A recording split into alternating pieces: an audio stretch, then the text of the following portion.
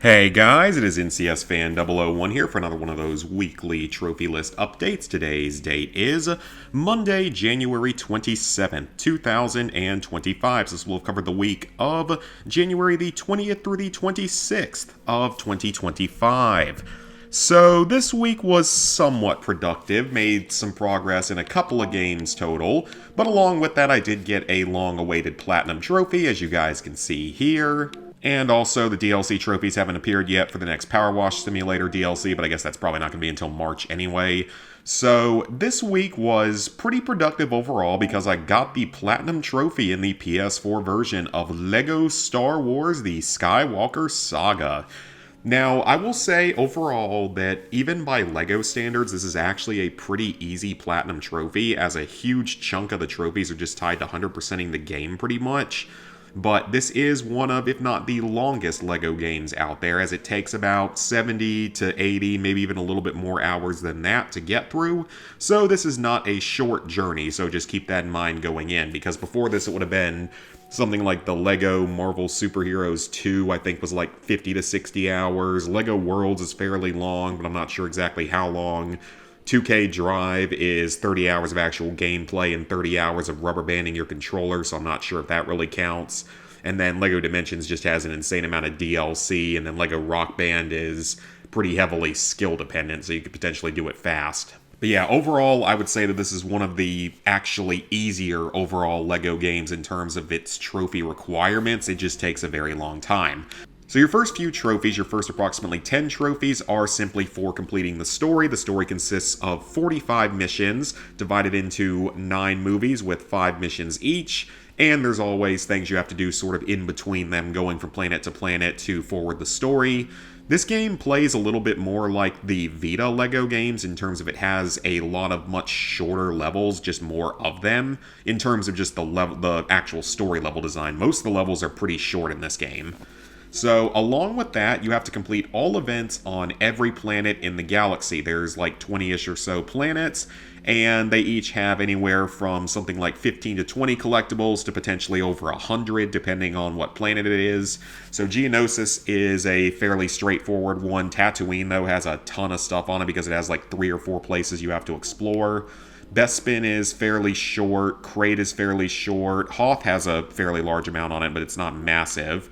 Cantonica's fairly short. Yavin isn't too bad. Aujin isn't too bad either. Camino, this one's nice because it's the only planet in this set, and it's also like one of the shortest planets, so that's kind of an easy trophy. Then Coruscant has a ton of stuff on it because it's got 4 or 5 different districts to explore. Jakku has multiple big districts. Takodana's a little bit more normal. This one's also pretty easy because Kashyyyk has a fair bit of stuff on it, but Kijimi you can't even explore. You only go there in one of the story missions, so it's really only one planet. Dakar isn't too bad. Naboo has a ton of stuff on it, and Pisana has a fair amount on it as well. Then this was the last one I got. These were the last few planets I needed to clear. Exegol's pretty short. Kefbir isn't... Well, no, Kefbir's got the whole Death Star 2 remains to explore. Endor was the last planet I did, and it's kind of a pain in the butt to navigate, so I would say maybe don't save that one for last. And Octo's pretty easy. Then Dagobah, Utapau, and Mustafar, none of those are particularly long or time-consuming. So then you have to achieve True Jedi in every level. This is just for filling the stud meter. You're more than welcome to use the red bricks, and it is highly recommended to do so. These will not be a problem. You have to complete all level challenges. There are 3 per level, and a majority of them are fairly easy, but a few of them you might want to just pull up a guide for just because they might be a little bit more obscure with what you exactly have to do, or a little bit finicky with what you have to do. But the vast majority of them are pretty easy, and you can do them over the course of multiple playthroughs. You don't have to do them all in a single run. Same thing pretty much for the mini kits. There are 5 total per level, and most of them are very easy to get, especially with the mini kit detector, but there is the possibility you'll have a few that you might not be able to get normally, and you might need a guide for, just a few that are in real obscure places or beyond or behind like some sort of puzzle or something. Then you have to fully upgrade all the character classes. This is going to require you to have about 1,100 and maybe 40-ish of the Kyber bricks, or maybe like 1,150-ish of them. You don't need all the Kyber bricks in the game to 100% everything else, but you're going to need like 99% of them. So fully upgrading the character classes just requires Kyber bricks and studs. You have to collect all the data cards. There are 19 of those, pretty much like one per planet. And you don't necessarily have to buy the things from them, I don't believe. But, I mean, you might as well because you'll have more than enough money at that point. Then 1,000 Kyber bricks. Like I said, there are a lot more than 1,000. There's actually 1,200 total. It was like 1,170 or so when the game came out, and then they added a couple of DLC ships that added a few more. So you don't necessarily need to find all of them, but you're going to need to find most of them in terms of getting all of the characters, because a lot of the characters are going to require you to complete certain side missions on different planets and all over the galaxy. So you're going to be collecting very, very close to that 1,200. Then all the events in the galaxy, that's going to unlock once you've finished all those other planet-based trophies. All the races, these are just missions on different planets, so you're going to get that along with completing all the events. The galaxy challenges, there are 10 of these. Many of them are spread out all over the game, like dealing with a certain type of ship on like 10 different space areas and then freeing a trapped Porg on every planet, stuff like that. Then this was the last trophy I got. It was the Platinum for both this version and the PS5. Just make sure you're a Jedi. You can't do it as a Sith. It has to be a Jedi, but it was very easy once I knew that. Riding all the creatures, this one you probably won't get naturally unless you're specifically going for it, so you're probably going to want to pull up a video for this one by the time you get through the game if you haven't unlocked it naturally. Earn 10 billion studs, very easy once you get the stud multiplier. I ended up with like 25 billion by the end after buying everything, so it's not a problem. Even if for some reason you somehow didn't get this though, when you get to 100% completion in the game, you get basically your equivalent of a stud fountain on top of Yavin 4's temple. Destroying 100 TIE fighters is unmissable while playing through the game because you're going to deal with them in all sorts of missions and in space battles. 3 enemies at the same time with an explosion should come naturally. I don't see how you can miss that. Shooting the helmets off should also come naturally pretty early on. Creating the disguises, this one's a little bit grindy just because disguises only are useful in story mode potentially and sometimes while exploring planets, but not during free play because you can just switch characters. But you can fairly easily farm it by getting a character dressed up and then you can attack them with your second player and that'll knock off like one piece of their disguise and then just have them redisguise and it should work. A combat multiplier of 30 is unmissable. This is one of the first trophies you're going to get in the game. Then the Jawa's Faulty Droid missions. This is a series of like 4 or 5 side missions in a row on Tatooine. They're not particularly hard. The Gonk Droid Escorts, there's about 10 or so of these throughout the game on different planets. And then complete any flight level without dying. Now, interestingly, this game does not have an invincibility red brick, but even so, this trophy is still super easy, especially once you're a little bit further in the game and you have like a lot more health and everything. You'll probably get this one naturally. If not, you might just have to replay any one of the flight levels and you should be fine. But I mean, it was one of the first trophies I got. I got it on the first day I was playing, so it wasn't much of a problem. So yeah, like I said, I personally really enjoy this game. I know that it's a little bit more divisive in the trophy community because it does take so long. But personally, I really enjoyed this game. I really enjoyed doing it a second time. I honestly don't have any major complaints about it. It's not buggy like a lot of the old LEGO games are. I ran into a handful of real small bugs that didn't do too much. There was maybe one time where I did have to quit out of the game and go back in to fix something, but that was like the only one I ran into. And then just, to me, it was a fun game. If you're a big LEGO fan, or if you're a big Star Wars fan especially, this one is definitely worth playing. If you're going for every LEGO Platinum, obviously you have to do it then. Otherwise, though, if you're not, trying to get every single LEGO Platinum and you're not a Star Wars mega fan, I can understand why you might want to skip out on this one because, again, it does take, 70, 80, 90 hours. So it's not a short experience. But to me, it was a fun one. So I have no major complaints. I got a lot of good streams out of it, got to share it with you guys. I mean, I had a lot of fun with it. The other game I worked on this week was Tiny Tina's Wonderlands for the PS4, and progress is being made. I also found out that I do own the Season Pass. I did double check that. So I do own the Season Pass, which means I'll be able to do the 4 DLC packs. So for the base game, I am currently like level 21 or 22 or something. So getting on up there, level 40 should come naturally by the time I finish everything else. And I'm just going to say, I didn't have too many opinions about this game when I first started playing it, a week and a half ago or something. This game is really bad. Like, this is by far the worst Borderlands game I've ever played. I know that there's that new Tales from the Borderlands game, which is apparently pretty awful, and I know that there's a Borderlands 2 VR version that probably would be a mess to play. But out of the ones I've played, this is easily the worst one. For one, it's not really all that exciting because you don't really get invested in the characters and the story and everything because it's basically just like a Dungeons and Dragons parody. But, I mean, they just do random stuff throughout it, whatever they feel like doing at any given time. So it's just not a cohesive storyline or anything like that. And then it's just boring because all the side missions in this game are insanely long, or most of them are. Like, the side missions half the time are as long or longer than the story missions, which is honestly completely ridiculous. Like, the side missions will often be like 20, 30, 40, 45 minutes, whereas the story missions are sometimes only like half an hour.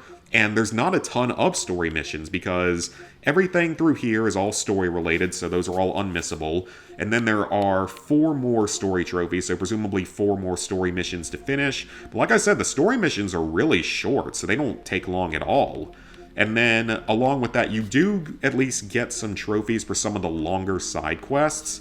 So, like, these were longer side quests. This one was really, really long. This was actually one I did right before I started the stream, when I was doing both LEGO Star Wars and this game on Sunday night. So this one was like 40, 45 minutes long, but at least you get a trophy out of it. And then presumably those are also side quests. Then you have to complete all side quests in the game again, which is terrible because there's 48 of them, and some of them just take absolutely freaking forever.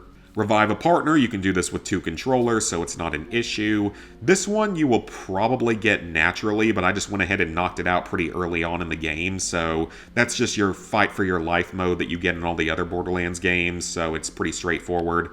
This one, you have to get an enchanted, I guess, orange tier item in the wild. I don't really know exactly where I'm going to get that, but it looks like most people get it naturally. You have to have at least 1 million gold at once, which is going to end up happening at some point because of the inventory upgrade trophies, which are right here.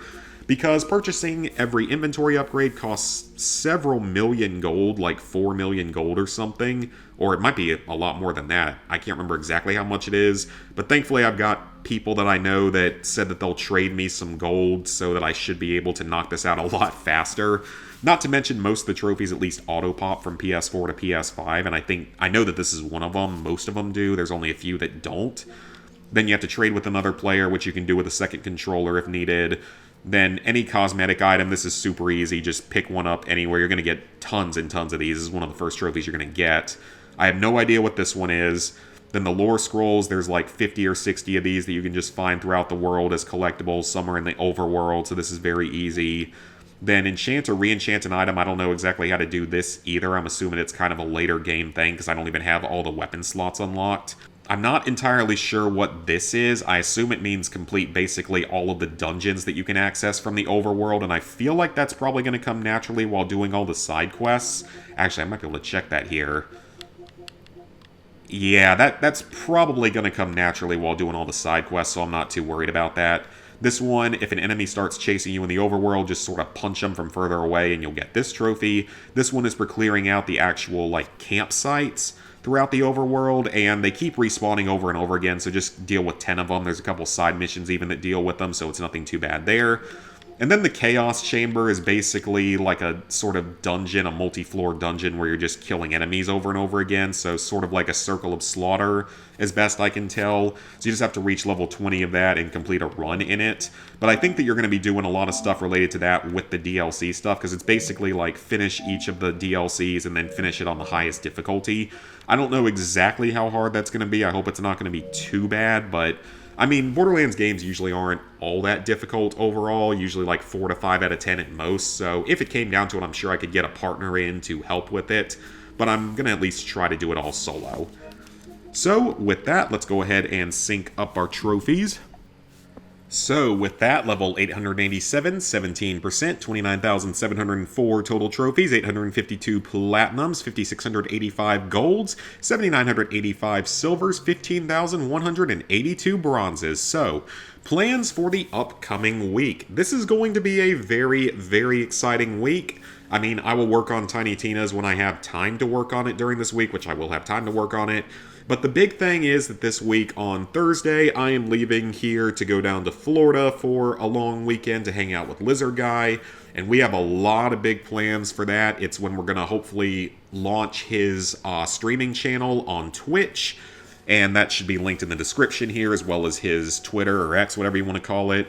So we're definitely going to be streaming Thursday, Friday, Saturday. I don't know yet exactly what times we're going to be streaming or exactly what games we're going to be streaming.